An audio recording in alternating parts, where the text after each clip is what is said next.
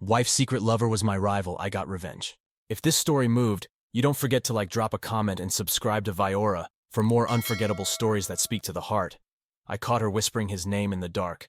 Not mine. That was the night I stopped being her husband. My name's Gavin Mercer, 47 years old, built my life brick by brick in Richmond, Virginia. Owned a small construction firm, Mercer Builds. Nothing flashy, 6 figures, steady contracts enough to keep the lights on and a little extra for rainy days. My crew respected me. I showed up, got my hands dirty and paid them fair. That's who I was, who I am. Lucy was my world. 10 years younger with eyes like summer skies and a laugh that could pull you out of any storm. We met at a dive bar 12 years ago. She was a paralegal sharp as a tack dreaming of running her own law firm one day.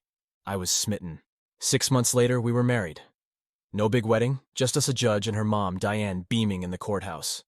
Life felt right. We built a home together, a 2-story colonial on a quiet street. I'd come home from job sites covered in dust, and she'd have dinner ready. We'd talk about her cases, my projects, the future. She wanted to go back to school, get her law degree. I backed her 100%. You chase it, Luce, I told her. I've got us. And I meant it for 5 years. I worked overtime, picked up extra bids, drove to sites an hour away to keep cash flowing. Law school wasn't cheap tuition books fees. I didn't blink. Lucy studied late, stressed about exams, and I'd make her coffee, rub her shoulders, tell her she was unstoppable.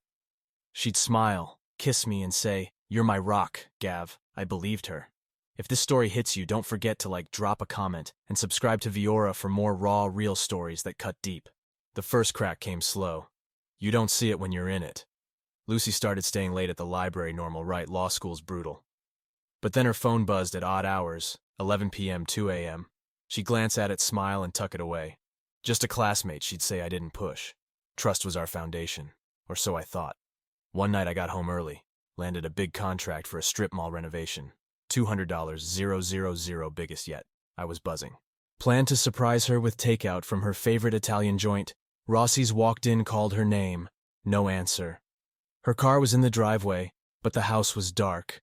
Then I heard it, a giggle upstairs. My boots felt like lead climbing those steps. Heart pounding, not from fear, but from something heavier. The bedroom door was cracked. Lucy was on the phone, voice low, playful. "Travis, stop. I can't tonight." A pause. "Yeah, I miss you too, Travis." The name hit like a sledgehammer, Travis Bowen. Her study partner, mid-40s, slick corporate lawyer who mentored her. I'd met him once at a law school mixer. Cocky, all smiles, called me the construction guy. Like it was a jab, I'd laughed it off. Now his name was in my wife's mouth, soft and secret. I didn't barge in. Didn't yell, just stood there, takeout bag going cold in my hand. She ended the call, and I backed away. Quiet. Went to the garage, cracked a beer, and sat in the dark. The man in me wanted to smash something. The husband in me wanted answers. I got neither. Next morning, Lucy acted normal. Kissed my cheek, made eggs, asked about my day. I watched her. Every move, every smile. Was it real? Or was I the fool? "You okay, Gav?" she asked, head tilted. I nodded. Just tired. She didn't push. That was the first lie I told her. I started noticing things. Her perfume lingered longer, sharper, like she was covering something. She'd leave her phone face down. Once I saw a text pop up when she was in the shower. "Meet me at the Drake, 8 p.m. No name, just a number. I didn't touch her phone, didn't need to. My gut screamed the truth. I hired a guy. Not a PI, just a buddy. Nate, who owed me a favor. Ex-cop, good with tech. Just track her GPS, I said. Nothing crazy. 2 days later, he sent me a report. Lucy wasn't at the library those nights. She was at the Drake Hotel, room 412, registered to Travis Bowen. I sat in my truck outside a job site, staring at the report. Rain hammered the windshield. Each drop felt like a nail in my chest. 5 years of grinding. Sacrificing, believing it was slipping through my hands. I wasn't angry yet. Just hollow. Like the man I'd been was already gone. I didn't confront her. Not then. Wanted proof. I couldn't deny. Nate got me more photos. Lucy and Travis at a bar, her hand on his arm. Another of them leaving the Drake, his hand low on her back. The final one. Her in his car kissing him. Not a peck. The kind of kiss you give someone you're starving for. That night I waited. Lucy came home late, hair damp, like she'd showered somewhere else. Library was packed, she said. Tossing her bag down, I nodded. Poured her wine. We ate in silence. My fork scraped the plate. Her eyes darted to her phone every few seconds. I wanted to ask, wanted to scream. Instead I said, "Big day tomorrow, early night." She smiled, relieved. That smile burned worse than the photos. In bed she fell asleep fast. I didn't lay there staring at the ceiling, her breathing soft beside me. Then she stirred, murmured something. A name, Travis. Clear as day. My blood went cold. I slid out of bed, went to the kitchen and poured a whiskey. The bottle shook in my hand. That was the moment I knew our marriage was dead. I didn't sleep next day. I called Nate. Dig deeper. I said I need everything. He hesitated. "Gav, you sure? This'll hurt." I didn't answer. Just hung up. Hurt was all I had left. Nate delivered. Travis wasn't just her study buddy. He was her professor. Married 2 kids. Big house in the suburbs. He'd been feeding Lucy promises partnerships at his firm, a fast track to the top. She wasn't just cheating. She was betting her future on him. On a lie. I started planning. Not revenge. Not yet. Survival. Checked our accounts.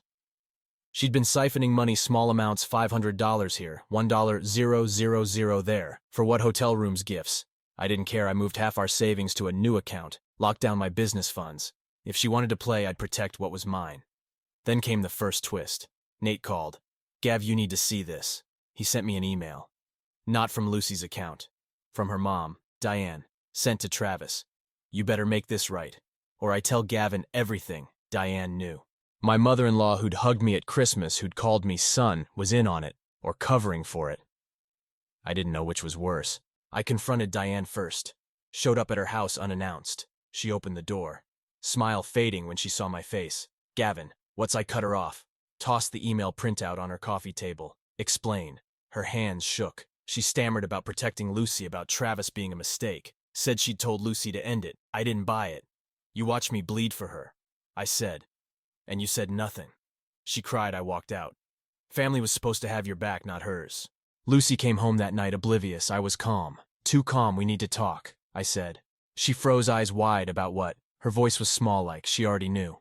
I slid the photos across the table. Her with Travis, the hotel, the kiss. She didn't deny it, didn't cry. Just stared, lips trembling.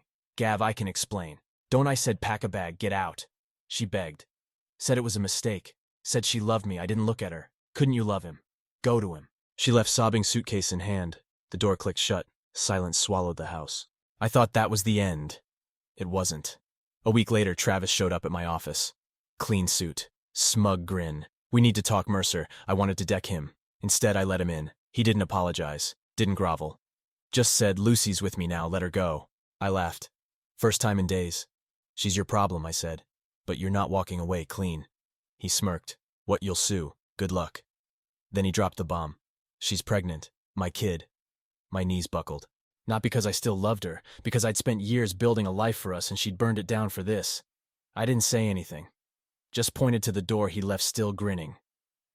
That night, I sat in my truck, rain pounding again, the photos, the email. Travis's words, they spun in my head. Lucy was gone. My life was rubble. But I wasn't done. Not yet. I started digging. Not for proof, for leverage. If they thought they'd bury me, they were wrong. Then came the second twist. Nate called again. "Gav, you're not going to believe this." He'd hacked Travis's firm's server, found emails. Not just between him and Lucy, between him and my old business partner Carl Hayes Carl, who'd sold me his share of Mercer builds 2 years ago. They'd been working together, siphoning contracts, undercutting my bids. Travis wasn't just sleeping with my wife. He was tanking my business. I gripped the phone so hard it cracked. Betrayal wasn't just personal anymore. It was war. War changes a man, not the kind with guns, but the kind where everything you built, your name, your trust, your future, gets torched. I wasn't just fighting for me anymore. I was fighting to take back what was mine. The morning after Travis's visit, I woke up in my truck. Rain had stopped, but the air was heavy, like the world knew what was coming. My office was a mess. Papers strewn, coffee cold. I didn't care. I called Nate. "Keep digging on Carl and Travis," I said. "Every email, every deal, every dirty trick." He didn't ask questions, just said. On it, I drove to the bank. Secured my accounts. Froze. Joint credit cards. Lucy had already tried charging $2,000 at some boutique, denied good. She'd feel the squeeze soon enough. Then I met my lawyer, Jack Ramsey. Old school chewed cigars didn't take crap. You want a divorce, Gavin? He asked, leaning back. Or you want blood? I smirked. Both. We drafted papers. No alimony. No mercy. She'd get nothing but her clothes and her lies. That night I went through old photos, me and Lucy at Virginia Beach. Her laughing, wind in her hair. My chest tightened. Not love, just the ghost of it. I tossed the album in a box. No time for nostalgia. Then my phone buzzed, a text from an unknown number. Meet me at the Rusty Anchor, 9 p.m. I know what Travis did. No signature. My gut said trap. My head said go. The Rusty Anchor was a dive bar on the edge of town. Dim lights, stale beer pool tables. Older than me, I walked in, scanned the room. A woman sat in the corner, hood up, nursing a whiskey, mid-30s, sharp eyes. She nodded me over. Gavin Mercer. Her voice was low-guarded. I sat. Who are you, Elena Carter? She said. Travis's wife. My jaw tightened. She slid a folder across the table. He's been screwing you over longer than you think. Inside were bank statements, emails, contracts. Travis and Carl had funneled $300,000 from my company through Shellbid's fake projects. My projects. He bragged about it. Elena said, voice bitter. Thought I'd stay quiet. I'm done. Why help me? I asked. She leaned forward, eyes like steel. Because he's not just cheating on me with your wife. He's planning to run New Zealand with Lucy. And my kid's college fund. I stared. The room spun. Travis wasn't just a snake, he was a vulture. What do you want? I said. She didn't blink. Ruin him. I took the folder, left without a word. In my truck I read every page, timestamp signatures, proof enough to bury Travis and Carl. But something gnawed at me. Elena's anger felt too clean, too convenient. I called Nate. Check her out. Elena Carter. Everything. He grunted. You're paranoid, Gav. I didn't laugh. Paranoia was keeping me alive. Next day I tailed Lucy. She was staying at a motel off Route 1. Cheap place, flickering neon sign. I parked across the street, watched her come and go. She looked different, tired. No makeup, hair, and a messy bun. Part of me wanted to feel sorry for her. The rest remembered her whispering his name. Then Travis pulled up, black BMW, same smug grin. She ran to him, threw her arms around his neck. They kissed long and desperate, like I'd never existed. My hands gripped the wheel. I didn't move. Just watched. They went inside room 17. I waited 10 minutes, then got out. Not to confront them, to plant a tracker on his car. Nate's idea. Small, discreet, linked to an app. Every move Travis made. I'd know back home. I poured a bourbon. My phone lit up. Nate, Elena's clean mostly, but she's got debts. Big ones, gambling. Travis bailed her out last year. I frowned. So she's desperate. Nate paused. Or playing you. Watch your back? I hung up, mind racing. Elena wanted Travis gone, but was she using me to clear her own slate? I didn't trust her. Didn't trust anyone. The tracker paid off fast. Travis was sloppy, drove to a storage unit downtown, middle of the night. I followed, kept my distance. He carried a duffel bag inside. Left empty-handed. I waited till he was gone, then broke in. Bolt cutters, no finesse. Unit 23 was stacked with boxes, cash, passports, fake IDs. Not just for him, for Lucy too. New Zealand wasn't a lie. They were planning to disappear. I took photos. Didn't touch a thing. My blood boiled, but I stayed sharp. This wasn't just about Lucy anymore. Travis was a predator, and I was closing the net. I sent the photos to Jack, file fraud charges. I told him anonymous, tip to the cops. Keep my name out. He didn't ask questions. Just said, this'll blow up, Gav. You ready? I wasn't. But I nodded. Then came the third twist. I got a call from Carl. Hadn't heard from him in years. His voice was shaky. Gav, we need to talk, not on the phone. I met him at a diner, 3 a.m. He looked like hellbags under his eyes, hands trembling.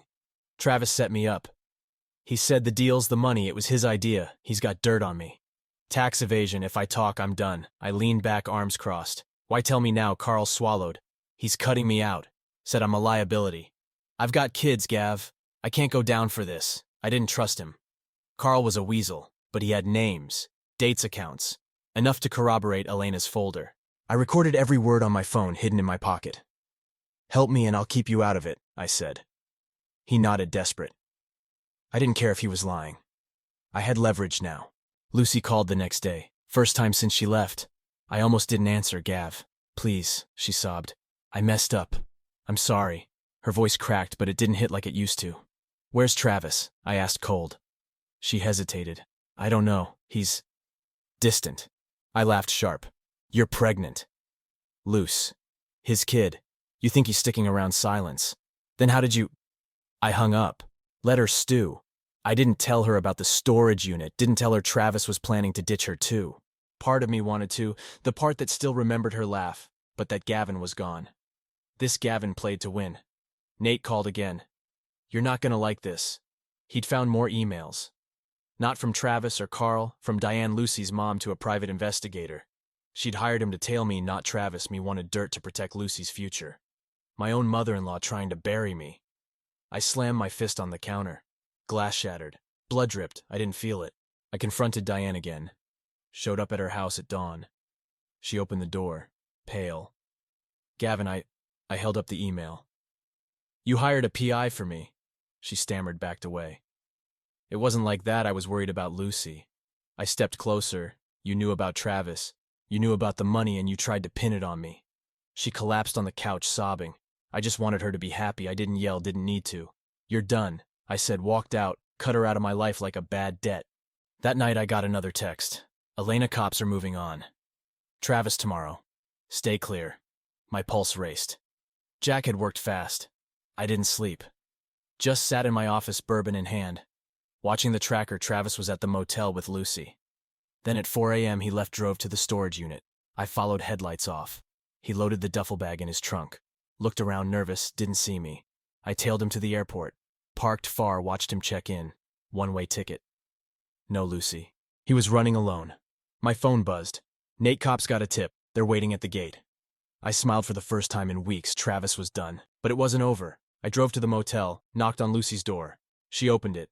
Eyes, red hair, a mess. Gav. Her voice was small. I didn't step inside. Just said he's gone New Zealand without you. Her face crumpled. No, he wouldn't. I showed her the photo, the duffel bag, the fake IDs. She sank to the floor, sobbing. I didn't comfort her. Didn't hate her either. Just felt. Nothing. Get up, I said. Go home, not to him, not to me. Figure out who you are. She looked up, broken. I'm sorry, Gav, I love you. I shook my head. You loved a dream. Not me. I walked away, didn't look back. The cops nabbed Travis at the gate, fraud, embezzlement, money laundering. His face was all over the news. Lucy's name stayed out barely. Carl turned state's evidence, cut a deal. Elena got her kids' fun back then. Vanished. I didn't care. My war was over, or so I thought. Then came the final twist. A letter arrived. No return address. Inside a single page. Lucy's handwriting. I'm keeping the baby. I'm leaving Virginia. You were right. I need to find me. Thank you for everything. Tucked inside was her wedding ring. I stared at it, glinting in the light. Didn't feel anger. Didn't feel love. Just closed the box and locked it away. I rebuilt. Kept the business running. Took on new contracts. Hired a new crew. Life moved on. But the scars stayed. Trust was a luxury I couldn't afford, not yet. Scars don't fade. They just get quieter. 6 months after Travis's arrest, I was still standing. Mercer Builds was thriving. New contracts. Loyal crew. My name, Clean Richmond, felt different, though. The streets I used to walk with Lucy carried ghosts. I didn't run from them. I just kept moving. My house was too big now. Empty. I sold it. Bought a smaller place, a fixer-upper on the outskirts. Spent weekends tearing out drywall, rebuilding what I could control. The work grounded me.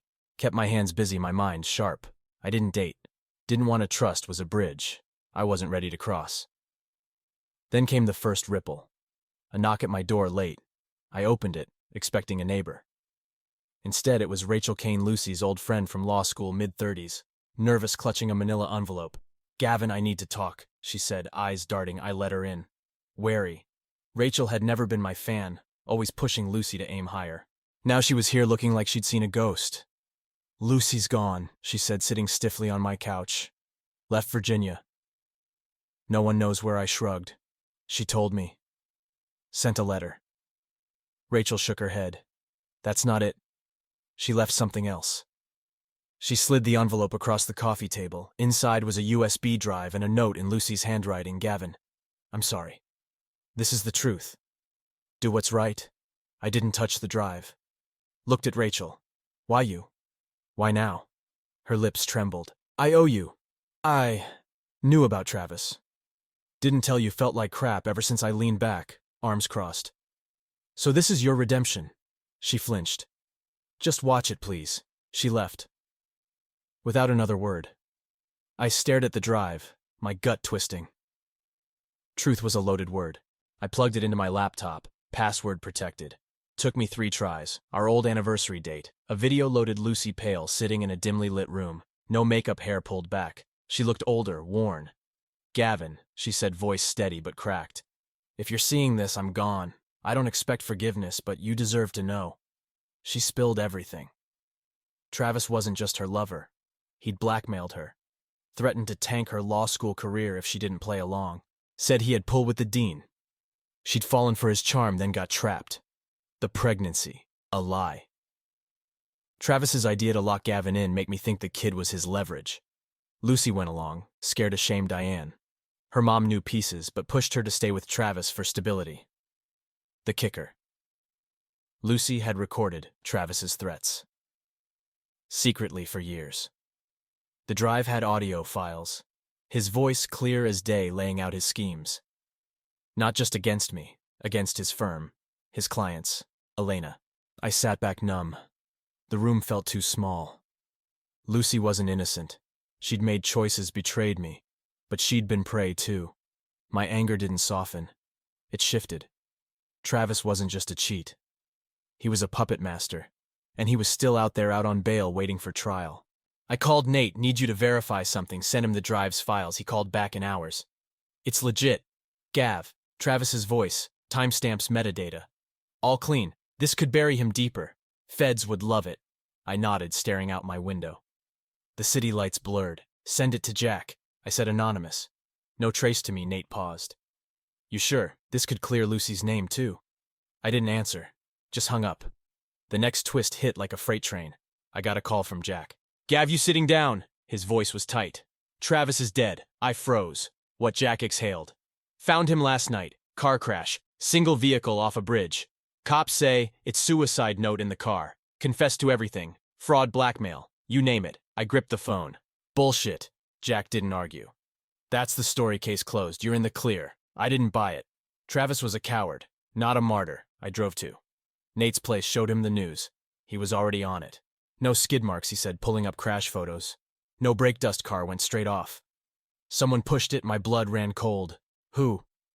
Nate shrugged. Elena's got motive. So does Carl. Hell, even Diane. I didn't say it, but another name lingered, Lucy. I tracked down Elena. She'd moved to a condo downtown, living off the settlement from Travis's firm. I showed up unannounced. She opened the door. Cool as ever. Gavin. Didn't expect you. I didn't sit. Just said Travis is dead. You know why? Her eyes flickered, but she didn't flinch. Heard it was suicide. Tragic. I stepped closer. Don't play me, you wanted him gone. She laughed sharp. If I did, you'd thank me. He ruined us both. I left no answers. Her calm unnerved me. She was either innocent or a damn good liar. Diane was next. I hadn't seen her since our last fight. She looked frail. Older when she opened her door. Gavin, please, I cut her off. Travis is dead. Lucy's gone. What aren't you telling me? She sank into a chair, hands shaking. I didn't know everything, she whispered. Lucy came to me before she left. Said she was scared. Said Travis had enemies. Not just you. I frowned. Who? She shook her head. She wouldn't say. Just gave me a key. Said it was for you, a key. Small silver taped to a card. No label. I pocketed it, left without a word. My mind raced, storage unit, safe deposit box, I didn't know. But it was Lucy's last move, and I wasn't letting it go. The key opened a locker at a Greyhound station downtown. Inside was a duffel bag. Cash $50,000, a burner phone, and a letter, Lucy's handwriting again. Gavin, this is all I could take back. Travis's money, not yours.